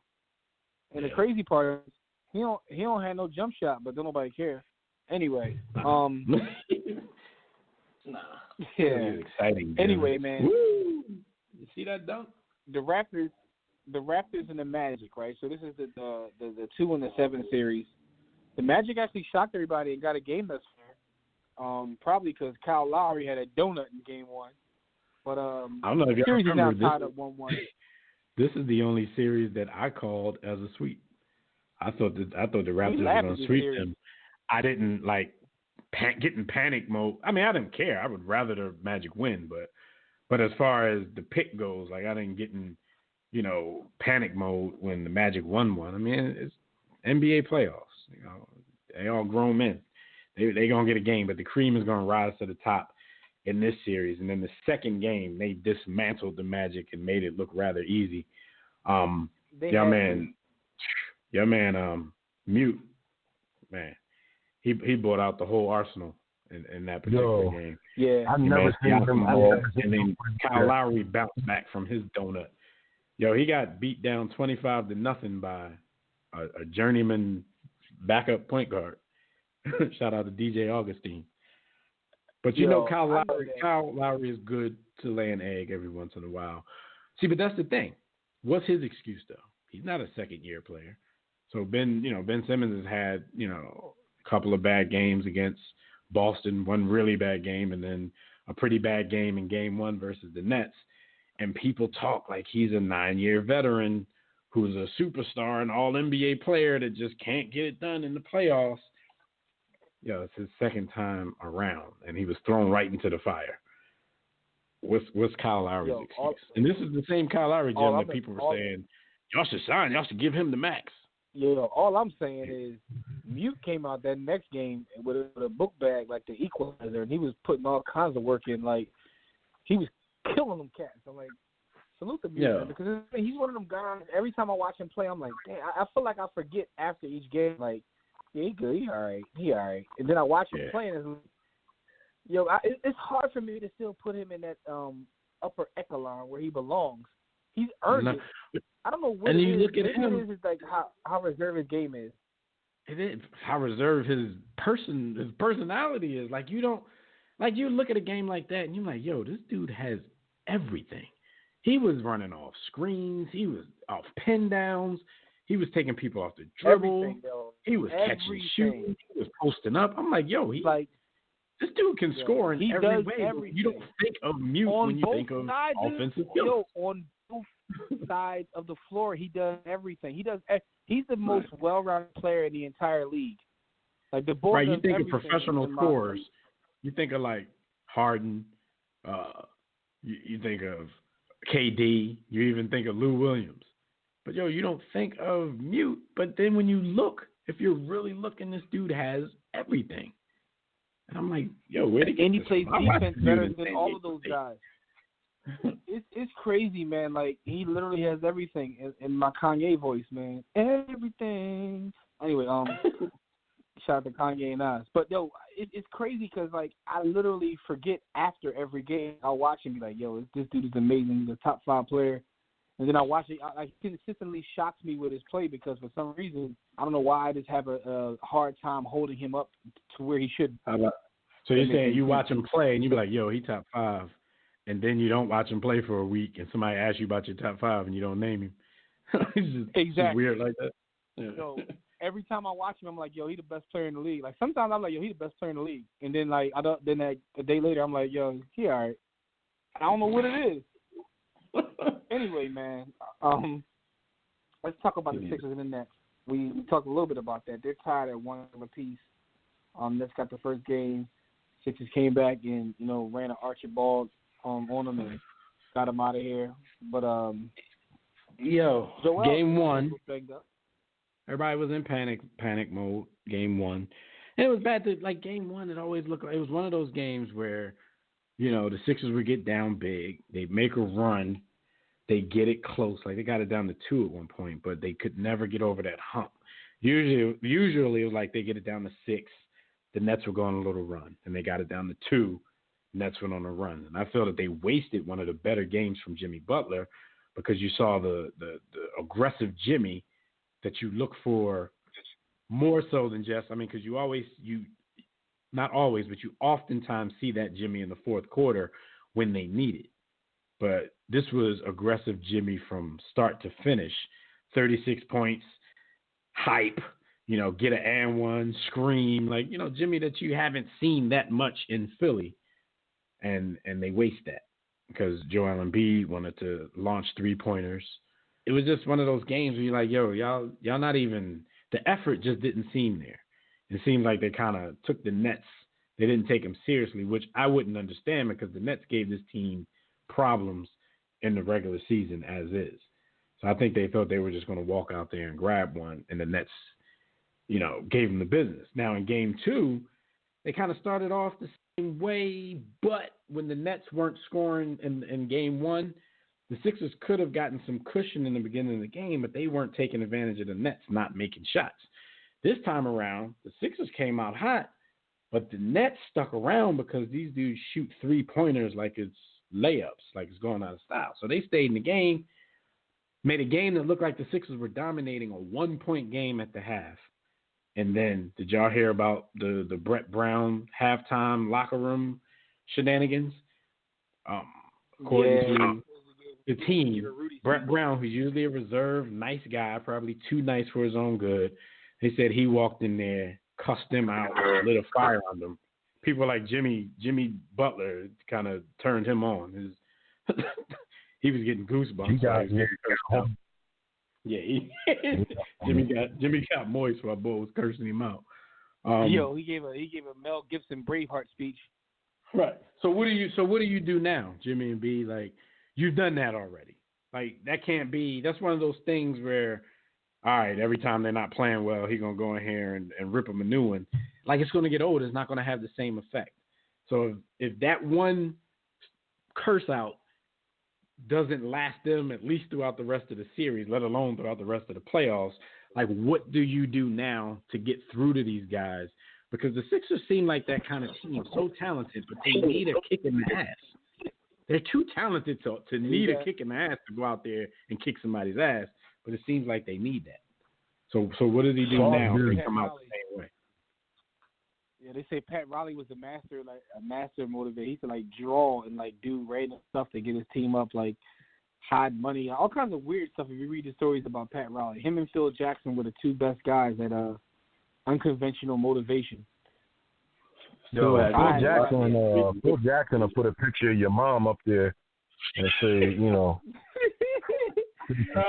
Jackson will see your best game ever and then go in the media and call you trash. Yeah, definitely. Call you uncoachable. Yo, he just won 5 chips for you. He uncoachable. Yo, and then come back and coach you again. So what do you think? You get mad and try to prove wrong. Very good. You get mad and try to prove wrong by scoring 81. But anyway. Many shooting guards better than Kobe Bryant. Many. Yo, what's wrong with you? Kobe was all right tonight. I mean, but there's so many better guards in him that he has to try to play at that level. Many better guards. Phil left the Lakers, wrote a book called Kobe, All Kind of Petulant Children. And came back and coached him again because it motivated him. Yeah. It worked. Yeah. Wrong with Phil, man. So Brett got to, like, pull some tricks out of his bag because that's the problem with this team. It's kind of the gift and the curse, right? So you have a young team that has ran off these 2 straight years in a row. But now you have a young team that's run 50 games off, so you really can't tell them nothing because they start to think it's easy. Can't nobody tell me nothing. Hank was pointing out. Hank was telling me, I was talking about how, Ben's big weakness is one weakness is his jump shot. He was like, he also just looks times and, like, just goes through slumps where he's just not into the game. And, that's, like, it's too easy. He's bored. That's why we have 2 names for him. Like, we like in the beginning of the game when aggressive Ben shows up. We don't like nonchalant Ben Simmons. Like, no, we need that. We don't like Kardashian Ben. We like Skyview said Brett Brown can go all any given Sunday, pretend you're at home, and go to the trash can. Remember, he was talking to Jamie, pretend you're back on the block. Yeah. What he told him to go to the Buick. Y'all remember Ray Rose got in trouble when they filmed him trying to give a speech to hype the team up, and he was like, "Those Cowboys out there, they raping your wife, they raping your children." He took it too far. Y'all remember that? I don't remember that. I don't remember Ray Rhodes. Yo, like yeah, that. it's back when Ray. It was when Ray Rhodes coached the Eagles. His ass got in trouble for that because somebody was happened to be filming him, and he was trying to get the team. He was like, telling them how the Cowboys want to rape kids and their wives. Cowboys took it personally. He can't say that about us. Yo, anyway, so I don't know what he does, man. But what do you think about like Joe and Ben? They're laughing post game. Like these guys are young boys. Like I said, it's a gift and a curse. So what do you do with that? I mean, you're right. I mean, because that's what it is. Like, because that's one of the things. And Jimmy always, when he always reining us in when we talking about the young boys, he's like, y'all know damn well if that was us. Like if we were in a press conference, like we probably have been laughing and acting stupid too. But absolutely, the thing that everybody's getting mad about because it happened during an apology for that elbow for that Shaquille O'Neal to Dikembe that that Joel gave out to Jared Allen during the game.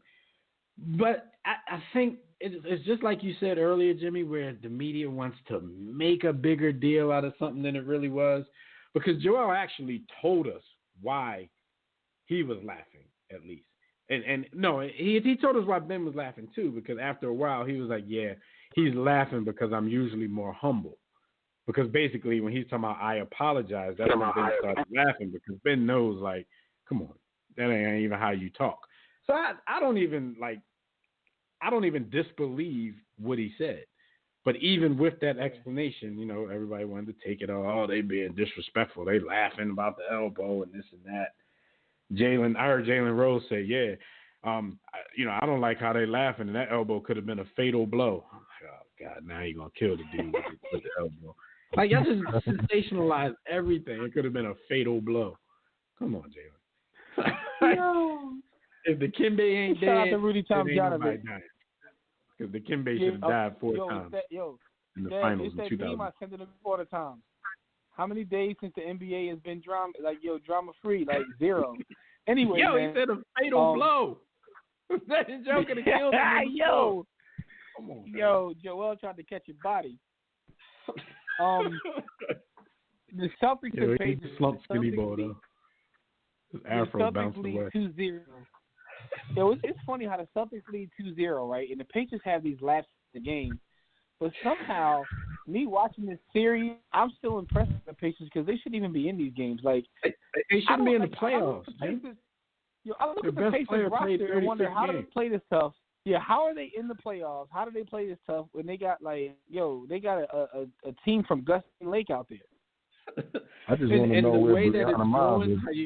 How you just said they have like they'll play tough the whole game, but they'll have one quarter where they lapse, and then Kyrie takes over and does his thing. It's like that's kind of what you expect because when they're, like you said, when they're playing that well, you're questioning to yourself, how are they playing that well? And there's no way they can keep this up. And then you end up being right because they can't keep it up. Yeah. And then, you're feeling sorry for them at the end of the game because they played tough. Like they're not NBA cats. We treat them like Kyrie was murdering. Kyrie, and salute the blood. Kyrie has stretches in games where he looks like the best point guard ever. Like he goes through stretches where it's like, yo, this boy is nasty. And then he goes through stretches where he don't do nothing. 3.9. Yes, he does. Yo, that's exactly. He looked like Isaiah Thomas mixed with Mark Price mixed with Strickland. Yo, the ball go through. It's like, he's every great point guard ever. Well, shout out to the Pacers. Y'all tried, but it's gonna be hard for them to even get one. The Warriors. So in the Western Conference, the number 1 seed Warriors are playing the Clippers is actually 1-1.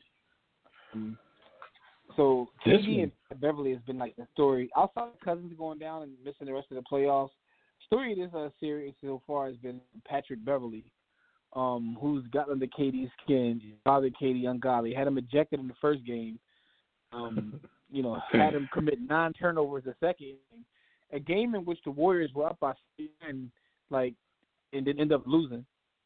Yeah, KD took 8 shots and had 9 turnovers in the game.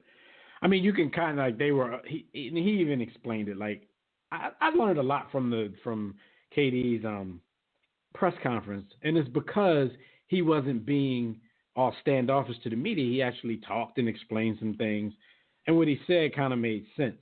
I still need to see him go out there and prove that Patrick Beverley isn't in his head, though, because dude is a pest, and he will get under your skin if you got thin skin, and we know he has a history of having thin skin.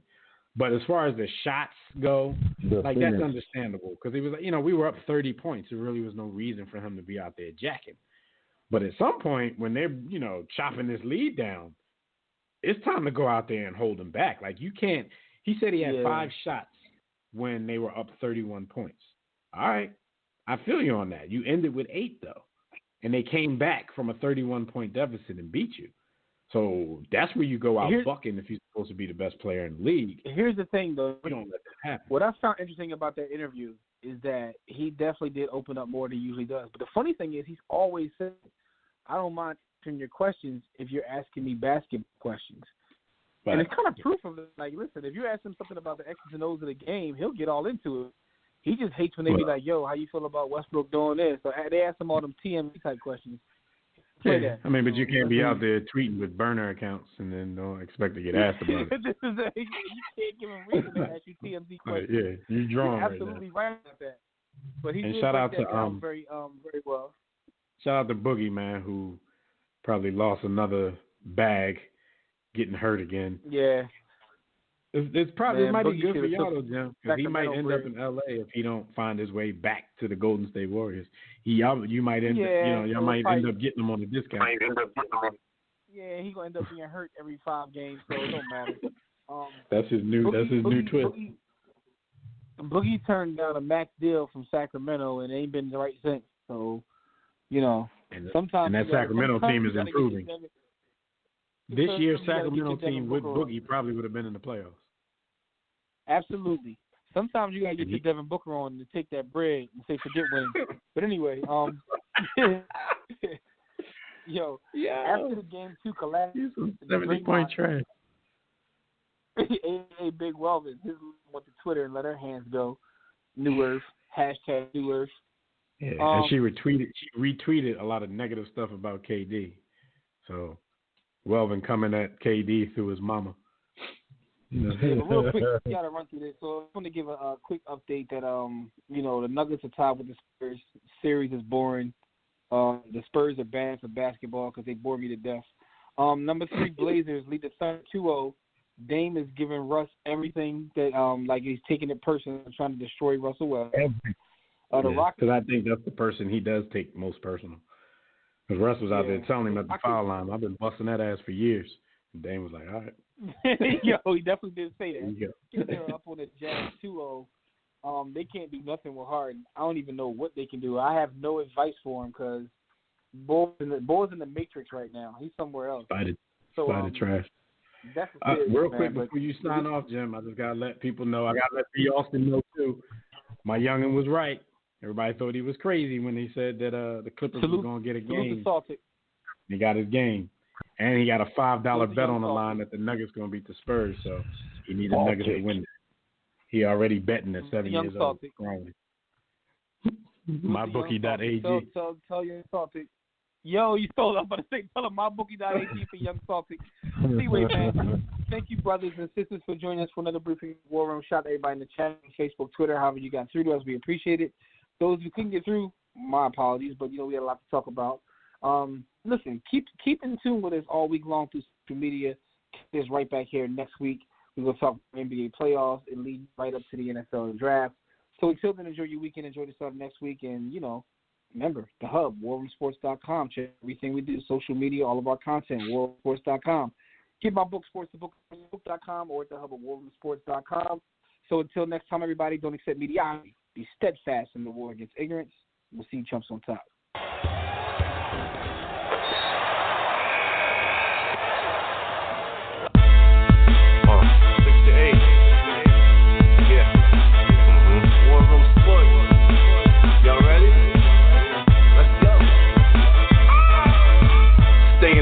Jimmy, know the blueprint. Every Thursday, 6 to 8, they do this. Shout out to Dev. PJ, B. Austin, Bay on replay. WarRoomSports.com. Get that mobile app. If not dialed, 323-1400-12. They be going and you sensitive, then oh well. Physical podcast, let's talk sports. Showtime like magic in the block push. Listen live, push one to join in. Rip your team or listen for your enjoyment. Hip hop scholars, pit stop and knowledge. Should be in sports credits, I ain't talking college. 5 guys, no beef though. Corporate secret, but the streets know. Belafonte, I got a G flow. KC, royalty, I'm in beast mode. 2 hours, get your game up. Who's the best in sportscast? You better name us. War Room Sports. Yeah, you know, Jimmy, Dev, PJ, Jack Bay, Lee Austin. I'm Jack. Up and coming on the beat.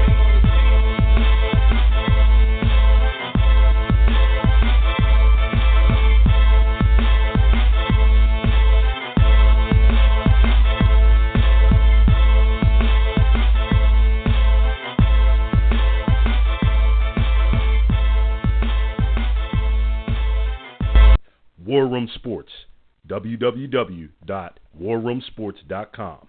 What? Ain't no more to it.